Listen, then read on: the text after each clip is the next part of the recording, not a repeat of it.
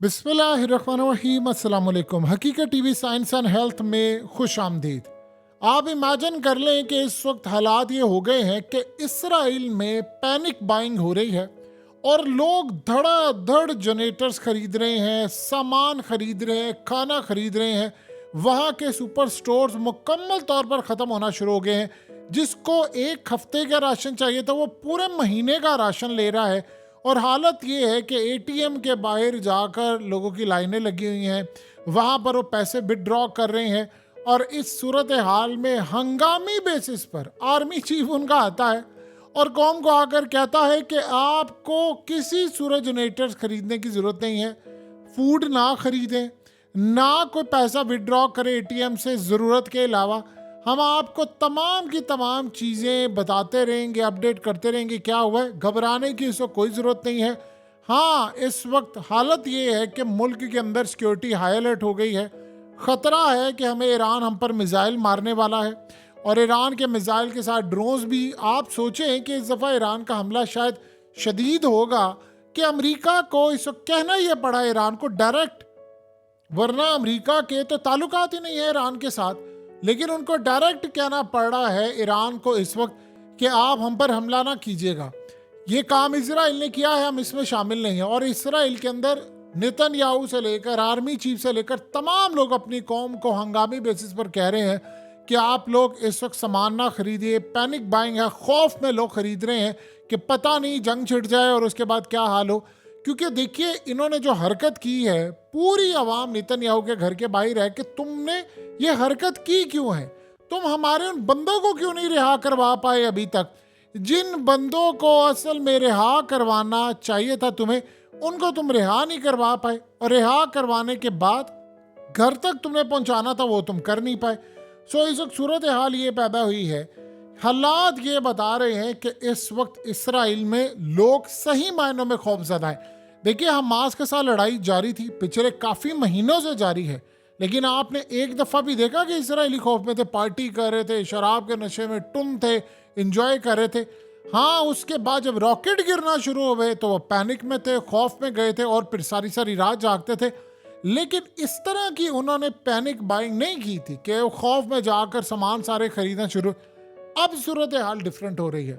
उनको खतरा अब ये है कि ईरान हम पर हमला करने जा रहा है और ईरान ने इस दफ़ा कहा है कि उन्होंने अपनी एयरफोर्स को हुक्म दिया है कि आप हमला करें। देखिए, मामला काफ़ी ख़राब है। जब से सीआईए की वार्निंग जारी हुई है जिसमें उन्होंने कहा कि 48 घंटों के अंदर अंदर इसराइल पर हमला हो सकता है और हमला ड्रोन के ज़रिए हो सकता है, मिसाइल मारे जा सकते हैं, साइबर हमला हो सकता है, बिजली जा सकती है, टेलीकम्युनिकेशन बंद हो सकता है। तो लोग इसीलिए सामान और ये तमाम चीज़ें खरीद रहे हैं कि पता नहीं बाद में हमें खाने को मिले ना मिले, क्या सूरत हाल हो, कहाँ मिसाइल जाकर लगे, किसी को कुछ नहीं पता। लेकिन इसके साथ एक बड़ी अजीबो गरीब डेवलपमेंट हुई है कि एक तरफ तो लोगों का खौफ ये है, दूसरी जानिब आप ये देखें हैं कि एंटनी ब्लिंकन ने इतना खतरनाक ऐलान आज कर दिया है जो असल में क्लियरली इंडिकेट कर रहा है कि ये सारे तैयार हो चुके हैं। ये तीनों असल में बटन दबाने के लिए जा रहे हैं। तीनों ममालिक इस वक्त मुकम्मल तौर पर तैयार है कि हम तीसरी जंग अजीम छेड़ दें। अब उन ममालिक में इसराइल शामिल है, उनमें बरतानिया शामिल है और उनमें अमेरिका शामिल है। एंटनी ब्लिंकन ने कहा है कि हम यूक्रेन को नेटो का मेंबर बनाने जा रहे हैं। देखिए, एक यही तो वो जंग थी जिसकी वजह से सारी लड़ाई शुरू हुई और ये जंग होनी थी। यूक्रेन के अंदर इस वक्त क्यों ब्रिटेन आया था? जेलेंस्की ने वोट लिए थे अवाम से, वो ये कह कर ही तो लिए थे ना कि मैं एक पीस मुआहिदा कर लूंगा, अमन मुआहिदा कर लूंगा ब्रिटेन के साथ, कोई जंग नहीं होगी और हम नेटो के अंदर शामिल नहीं होंगे। जैसे वो इलेक्शन जीता, अमेरिका ने उसको कहा कि नहीं तुम ऐलान कर दो और उसने कहा कि ठीक है मैं सारा काम करने जा रहा हूँ। अब आप ज़रा उसकी हालत का अंदाज़ा कर लें कि ये सारे इसको कह रहे हैं कि हमने इनको नेटो में शामिल करना है। तो आपने अगर उनको नेटो में शामिल करना है तो इसका ये मतलब है कि आप वो जंग छेड़ने जा रहे हैं जिस जंग को असल में वो नहीं छेड़ना चाहते थे। अब सूरत हाल ख़राब हुई है। देखिए, हालात इस वक्त ये बता रहे हैं कि तमाम की तमाम चीज़ें मुकम्मल तौर पर तबाही का शिकार होने जा रही हैं। नेटो के अंदर शामिल होने का मतलब है कि रूस के लिए वो तमाम 40-50 ममालिक जो नेटो का हिस्सा है किसी भी तर्ज पर वो खतरे की अलामत होंगी। क्योंकि यूक्रेन के अंदर अगर जंग छिड़ी हुई है तो वो सीधा सा मामला ये हो जाएगा कि यूक्रेन को आप शामिल करेंगे नेटो के अंदर। नेटो में शामिल करने का मतलब है कि आर्टिकल 5 के तहत सारी की सारी नेटो की फोर्सेस जाएंगी और वो रूस पर हमला कर देंगी। अब रूस पर हमला करने का मतलब है कि आप तीसरी जंग अजीम छेड़ने जा रहे हैं, क्योंकि उसने कहा था कि आप इसको नेटो में शामिल करें, मैं यहां से न्यूक्लियर का बटन दबा दूंगा। तो अब बताइए कि सूरत हाल वहां पर नहीं जा रही। एक यहां पर सूरत हाल ये पैदा हो गई है और दूसरी जानिब आपने ईरान की यानी एम्बेसी को उड़ा दिया है। तो उसके बाद अब आपके मुल्क के अंदर लोग खरीद रहे हैं और बड़ी तादाद के अंदर, लाखों की तादाद में इस वक्त इजरायली मुल्क छोड़कर भी जा रहे हैं, क्योंकि 2-3 चीजें हो गई हैं। एक तो वो फैसला आ गया कोर्ट का, जिसके बाद उन्होंने कहा कि कट्टर यहूदियों को आपने फौज का हिस्सा बनाना है। एक तो वो असल में जो फैसला है उसने गुस्सा दिलाया है, लेकिन उसके बाद एक अगली भी सूरत हाल पैदा हो रही है कि वहां पर लोगों ने इस वक्त टिकटों की जो प्राइसेस है वो आसमान पर चली गई हैं।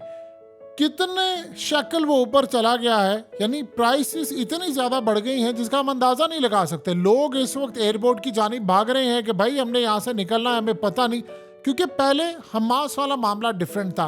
अब फ्लाइट्स कैंसिल होना शुरू हो गई हैं।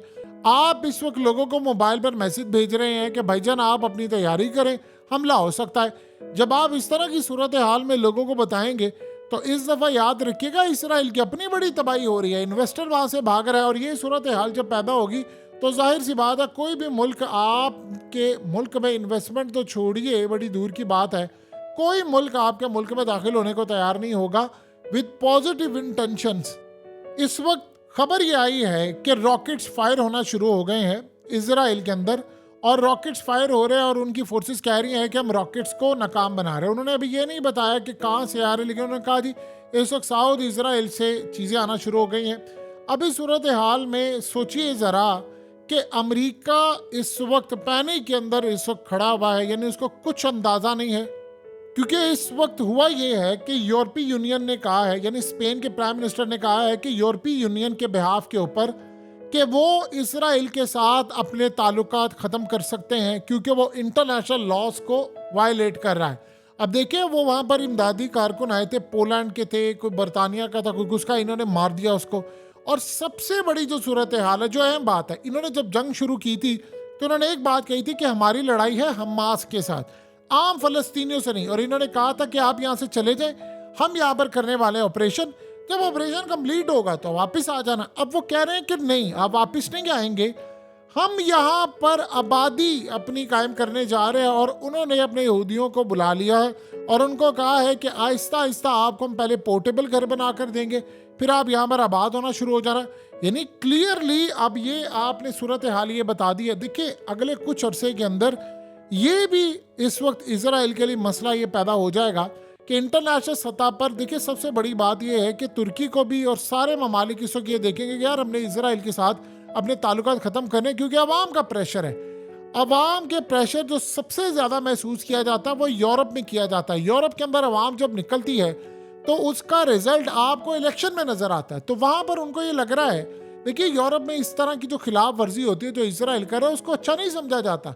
आप जानते हैं कि बहुत सारे लोगों ने इसराइल और हमास की इस लड़ाई के बाद इंटरनेशनल सतह पर गए, गूगल किया, डॉक्यूमेंट्रीज देखी, बावजूद इसके कि ज़्यादातर डोमिनेट इसराइल के थे, फिर भी उन्होंने कहा कि लड़ाई की वजह क्या है। उन्होंने कहा ये ज़मीन किसकी थी। पता ये चला कि इसराइलियों की तो ज़मीन ही नहीं थी, ये तो वहाँ पर आए थे कि जी हमें यूरोप में मारा जा रहा है फलाना, और वहाँ पर आए और उन्होंने कहा जी आप हमें जगह दें। उन्होंने जगह दी तो बाद में वो ताकतवर बन गए। ये तो इसमें जाहिर सी बात है मुसलमानों की बहुत बड़ी गलती है, जब उनको पता था कि एक वक्त आएगा, हदीस सारी शामिल है।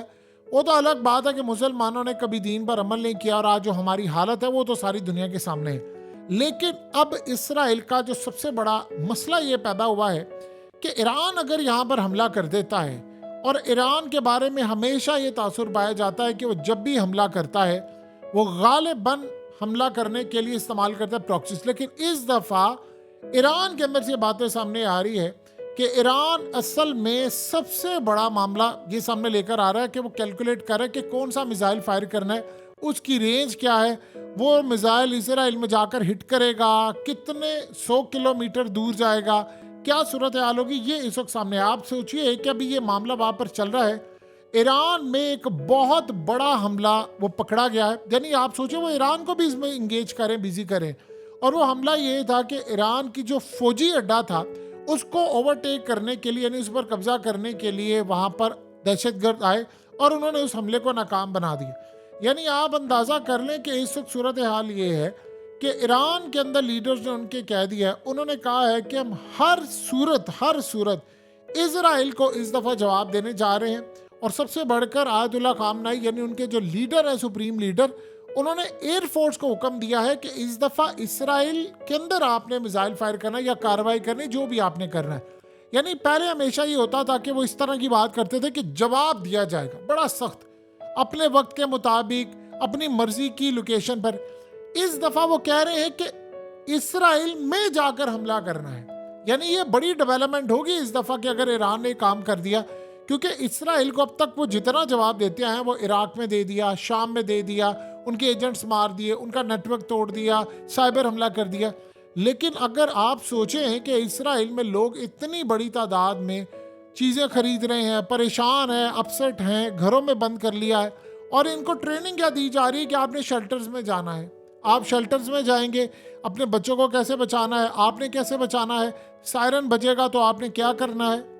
अगर आप सही मानों में समझे तो पिछले 6 महीने की यानी 181 दिनों की लड़ाई एक तरफ है, और ये अगले 48 घंटे या 72 घंटे जो भी सूरत हाल होगी वो एक तरफ है। अगर यहाँ पर ईरान ने वाकई मिसाइल मार दिया तो आप एक बात ज़हन में रखिएगा, सबसे पहले ये फ्लाइट सारी कैंसिल कर देंगे, क्योंकि ईरान ने अपनी इस वक्त एयर स्पेस मुकम्मल तौर पर खाली कर ली है सिविलियन एयरक्राफ्ट के लिए। यानी वहाँ से अभी फ्लाइट्स गुजर नहीं रही, साइड से होकर जा रही है। उन्होंने कहा है कि जब आप इस तरह की एक्टिविटी हो तो समझ लीजिए कोई ना कोई एक हमला हो सकता है।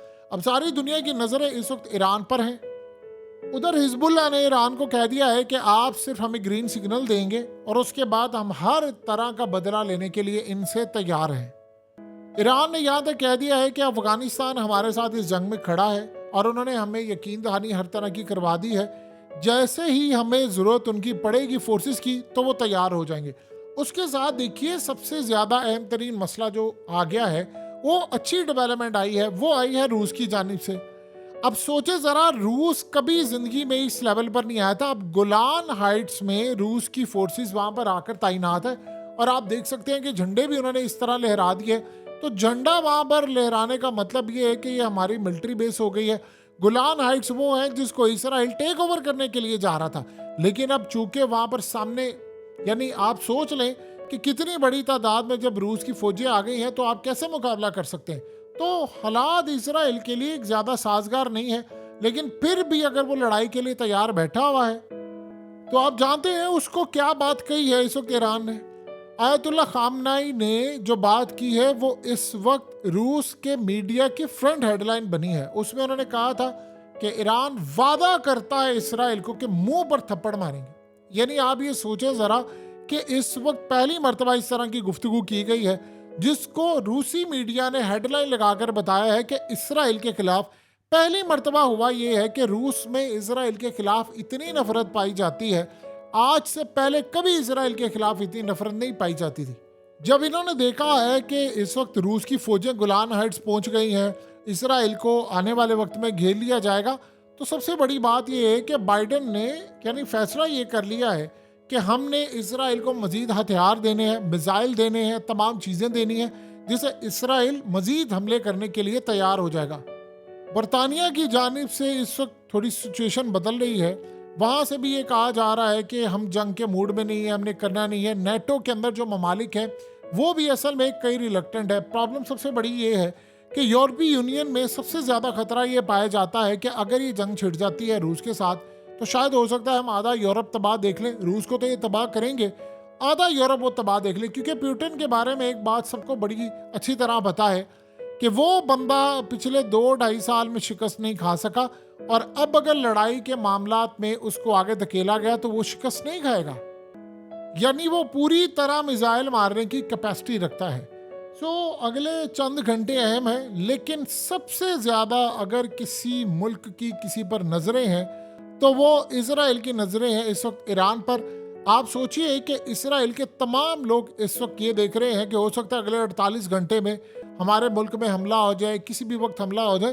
तो वो रातों को जो सो रहे हैं, जाग रहे हैं, उनकी नींद में जो इस वक्त खलल पैदा हो रहा है, छोटी सी सूरत हाल होती है, उन्होंने अपने मोबाइल, आम रूटीन में लोग साइलेंट करके सोते हैं, लेकिन इसराइल में पैनिक की सूरत हाल इस लेवल की है कि उनको अपने मोबाइल साइलेंट पर तो छोड़िए, उनको अपने मोबाइल की रिंगटोन ऑन करके रखना पड़ती है कि हो सकता है किसी भी वक्त अलर्ट जारी हो जाएगा, पता चले मिसाइल आ गया है और किसी भी जगह किसी को भी हिट कर सकता है, लिहाजा हमें सारी रात जागना है। इससे उनको स्लीप डिप्रिवेशन हो गया है, यानी नींद की कमी, और इससे कई तरह की बीमारियां इस वक्त पैदा हो रही हैं।